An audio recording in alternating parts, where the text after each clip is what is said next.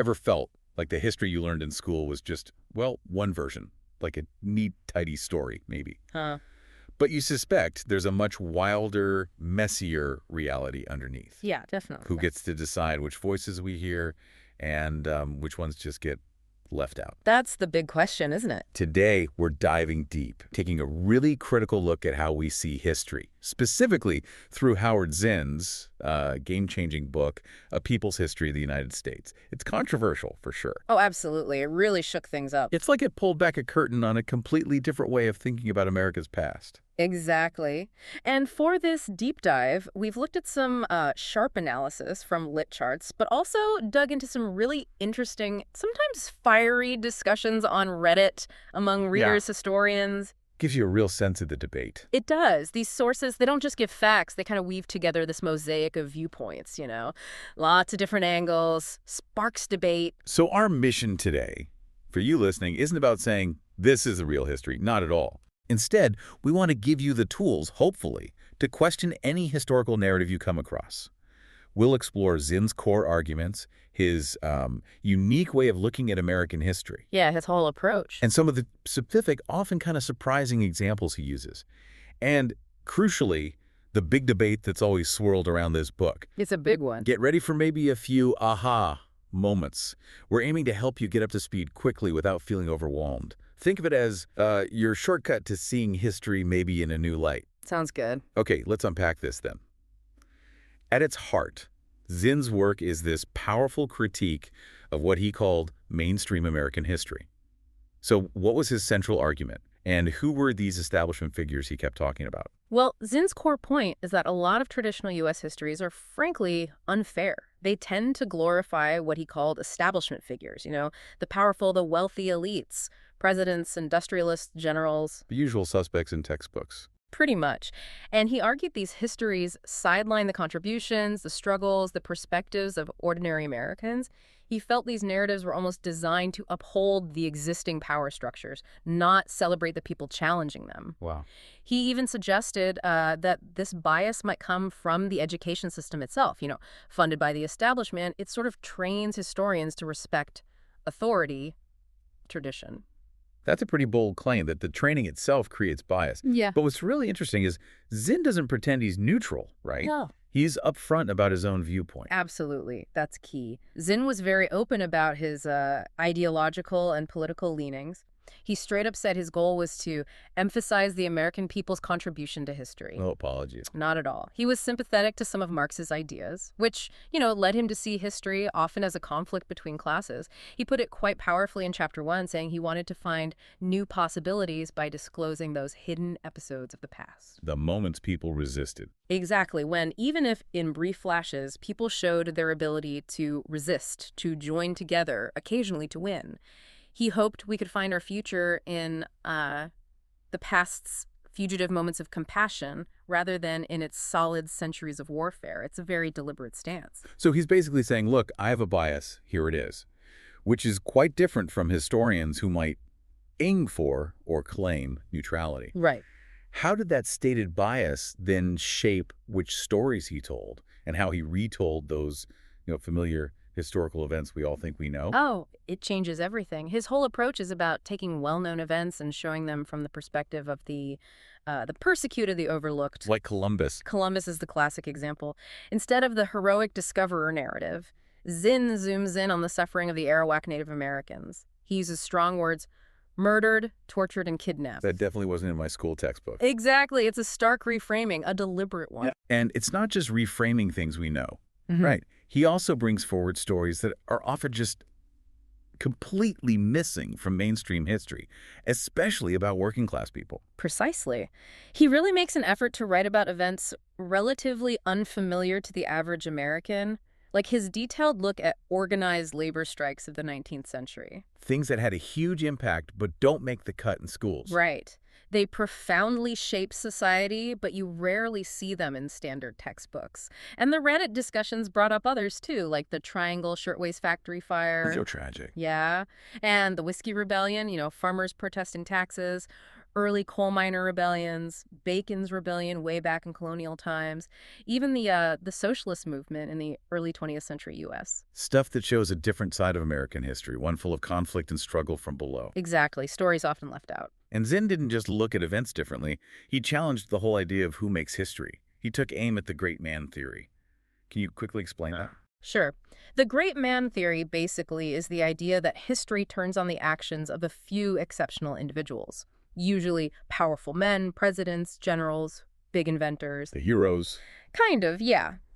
Zinn completely flips that. He shows figures like Abraham Lincoln or even Dr. Martin Luther King Jr. not as these unique, singular forces changing everything on their own, but as people responding to the will of the American people.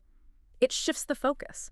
It suggests that collective action, popular movements, that's the real engine of historical change. That's a really different emphasis, from the individual leader to the mass movement. Right. It's a fundamental shift. And it seems he also maybe idealized some alternative ways of living, societies that got crushed or ignored by the dominant narrative. Yes, and this really forces you to question what we mean by progress.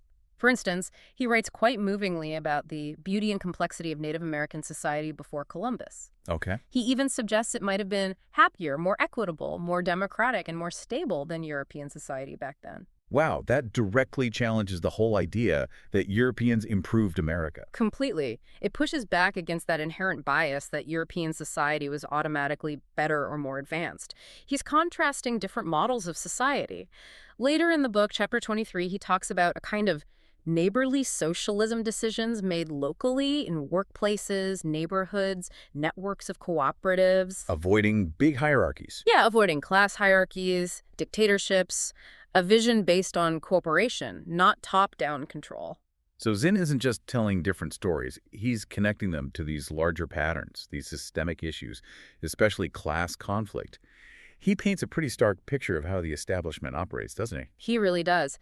In Chapter 11 especially, he argues the U.S. government often acts just like Marx predicted a capitalist state would. How so? Like, think of a referee who claims to be neutral but always kind of helps the richer team win. Zinn says the government does that, pretending neutrality to maintain order but serving the interests of the rich. Its main job, he suggests, is to sort of manage disputes among the upper classes peacefully, keep the lower classes from rebelling too much, and generally ensure the long-term stability of the system that benefits the wealthy. Any examples? He points to the deal made between Democrats and Republicans to get Rutherford Hayes elected back in 1877, basically saying, look, it doesn't always matter who wins the election. The underlying system serving the powerful often stays the same. That's a strong critique of the structure itself. And he also talks about how lofty language, like in the Declaration of Independence, can actually hide these power dynamics. Yeah, that's a fascinating point he makes, especially in Chapter 4, how this really powerful, inspirational language think life, liberty, and the pursuit of happiness can be used not just to unite people, but actually to cover up serious conflicts of interest. Masking the inequalities. Exactly, and to basically omit huge groups of people from the promise. Like who was included in We the People originally, he forces you to ask that. He also dug deep into how racism started, arguing it wasn't some natural thing, but was actively taught by the ruling class. As a tool. As a tool for economic oppression, to divide poor whites and enslaved Africans. He basically argues racism was taught by the oligarchs, not natural, implying it's really been a class war all along. Wow. And he connects these ideas even to more recent history, like the Red Scare after World War II. Right. We all learned about McCarthyism, but Zinn gives it a different spin. He does. And this really seemed to surprise people in the discussions we looked at. The idea that the Red Scare wasn't just about fighting communism, but was actually an integral part of Truman's re-election strategy. Using fear for political gain. Pretty much. Exploiting public anxiety to win an election. Zinn suggests the political assumptions forged back then in the late 40s still echo today, and he links it back, too, to Woodrow Wilson's first Red Scare after World War I, the Palmer Raids. Which led to the ACLU. Ironically, yes. The American Civil Liberties Union was formed partly in response to that government overreach to protect civil liberties. Shows how resistance often grows directly from oppression. Okay, so clearly, a book making these kinds of claims, challenging narratives so fundamentally, it's going to get pushback. Serious pushback. Absolutely. What are the main criticisms leveled against Zinn? If he's so open about his bias, why do these criticisms still land so hard? It's a really central tension. The most common criticisms are that he's too one-sided, deliberately one-sided, very agenda-driven. Okay. People accuse him of being selective about details, basically cherry-picking data to fit his predetermined conclusions, sometimes playing fast and loose with the facts. Strong words. Yeah. Some professional historians have called it shabby scholarship or just not historically accurate. A specific example that often comes up is his take on why the U.S. entered World War II. Critics say he downplayed or ignored things like Japanese attacks, like the Allison and Panay incidents, to push his argument that it was mainly about securing access to resources, like Tin focusing on economic motives above all else. Right, fitting the narrative. Whereas the accusation, yeah. And yet, despite all that, the book is still massively influential, which is kind of ironic, isn't it? What did Zinn himself actually say about how people should use his book? It is really ironic, and it's so important to remember this. Zinn said over and over he didn't want a people's history to become the last word. That wasn't his goal. He wanted it to be part of a conversation. Exactly. He said his purpose was to balance out the bias in other books. He actively encouraged students to put his book into conversation with other more mainstream history books. He saw it as a counter-narrative, not the narrative. But people often treat it like gospel truth. Yeah, which, as the Lichart's analysis points out, is kind of funny because Zinn himself probably wouldn't have wanted that. He wanted to provoke thought, not demand agreement. This really gets to a fundamental point, something that came up a lot in those Reddit threads. The whole nature of history writing itself. If Zinn is biased, well, can any history really be objective? This is where it gets really interesting, I think. The general feeling from those discussions was pretty clear. All history is biased. Period. How so? Because every single historical account involves choices. Which facts do you include? Which do you leave out? Which perspective do you emphasize? Those choices mean pure objective history is basically impossible, a fallacy. So everyone has a bias, even if they don't admit it. That's the argument. And what makes Zinn maybe different is his openness about his bias. He puts it right out there. This contrasts with many mainstream historians who might present their work as neutral, objective fact, even when their own choices and perspectives are shaping the story. So the value isn't necessarily in Zinn being right. Maybe not solely. As one commenter put it, the book's real value might be in showing that history is a battlefield. It's something that's fought over and malleable. And to get anywhere close to the truth, you need as many valid points of view as possible. Zinn provides one powerful, often excluded viewpoint. Okay, so if someone listening wants to read Zinn, or maybe reread it, how should they approach it critically? How do you get the most out of it without just swallowing it whole? Well, the consensus seems to be it's an excellent book for people that have only learned history from school textbooks. It gives you those crucial perspectives that are ignored. A starting point for questioning. Exactly. But the advice is really clear. Use it as a different perspective, definitely.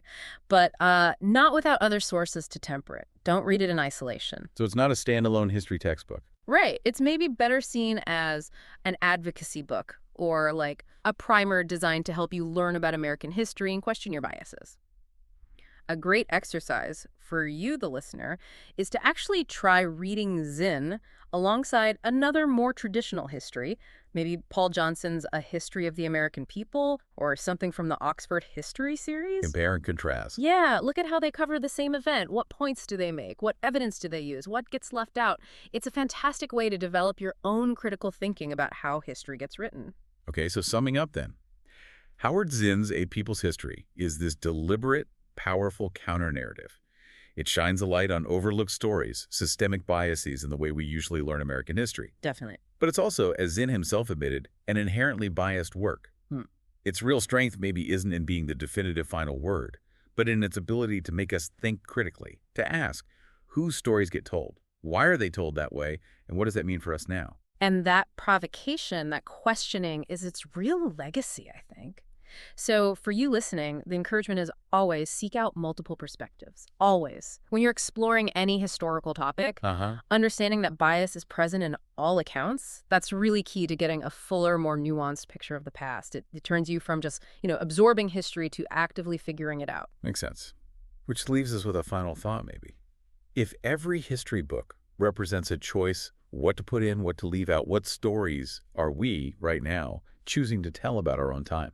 And maybe more importantly, what might future generations look back and say, we completely overlooked?